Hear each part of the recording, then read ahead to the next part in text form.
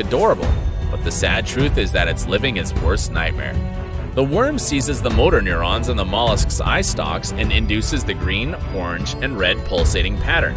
The host mimics a caterpillar to hungry birds flying by. It hopes that they will snatch up the snack and will give it a chance to reproduce. What can make a cricket commit suicide? Hairworms that infect poor insects use them to get to their final destination. These worms can grow up to a foot long and look like a crooked piece of spaghetti. First, a worm larva is eaten by the larva of another insect. It can be a mosquito or mayfly. Then crickets come to the stage. They become their last host. The parasites must make their way to an aquatic habitat in order to reproduce. So, tricky hairworms produce mind-controlling chemicals. They cause their cricket host to move toward light.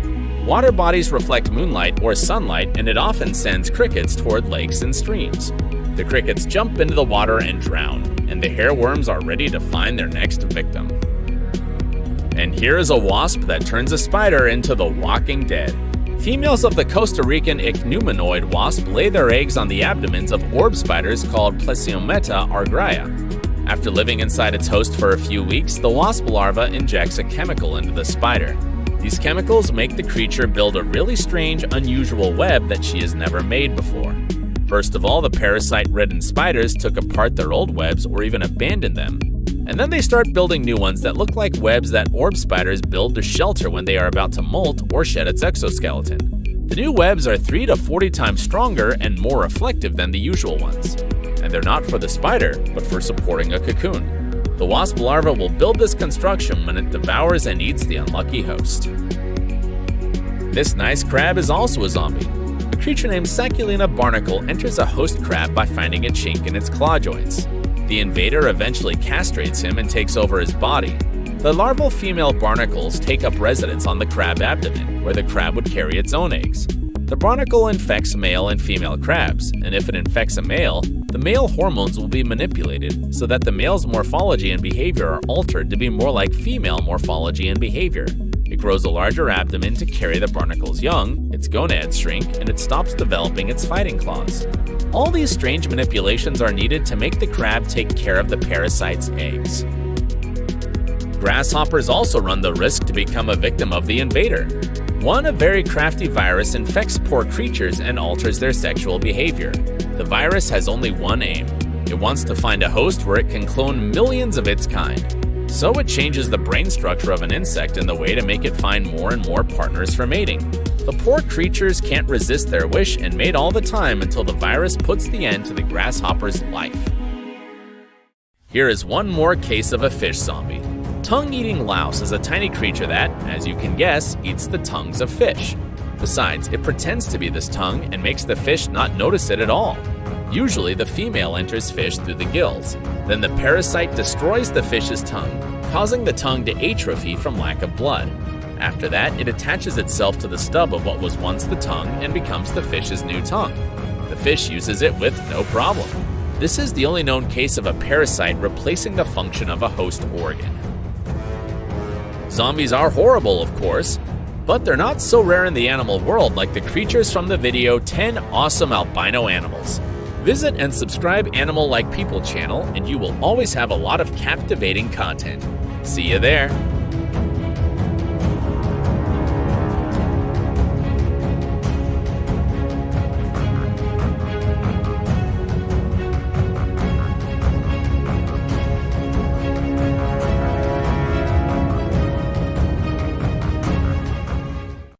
Hi there!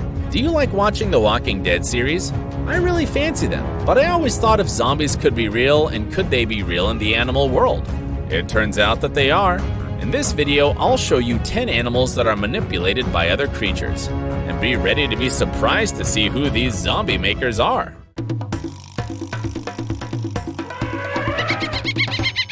There are a lot of natural zombies around us. Some of them live in houses, others just stay in the streets. I'm talking about mice and rats.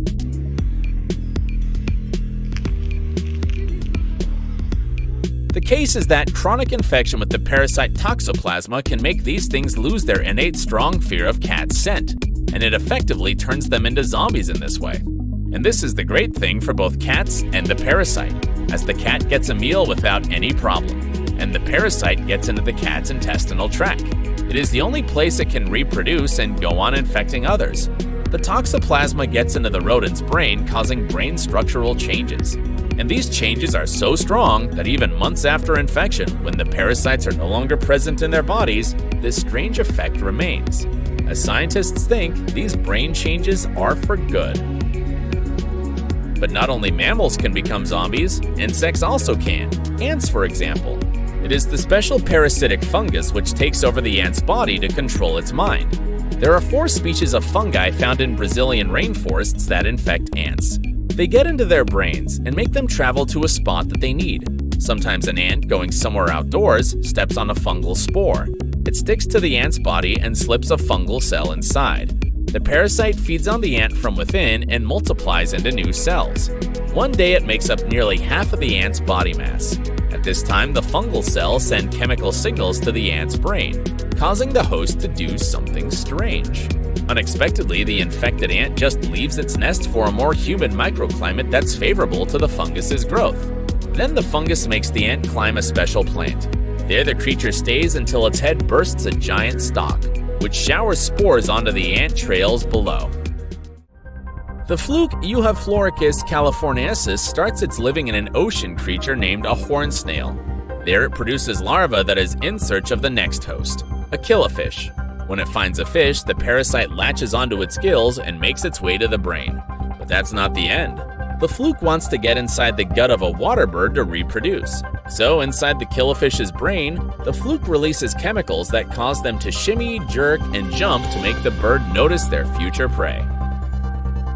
There's one more poor creature that has to become a zombie at times. Poor American cockroaches sometimes can get zombified and then eaten alive.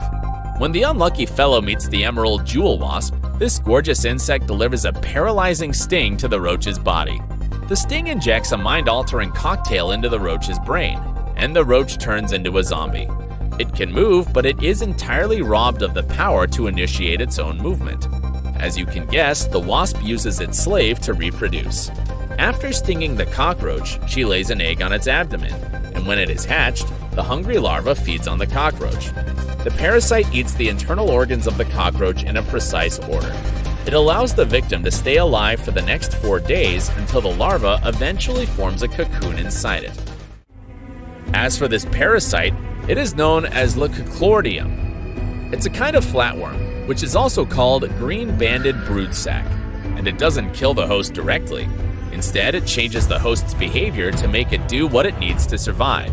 The snail is the intermediate host of the parasite as it wants to get into a bird's stomach to keep its life cycle. Snails generally eat birds' droppings, and the worm gets into the snail's body.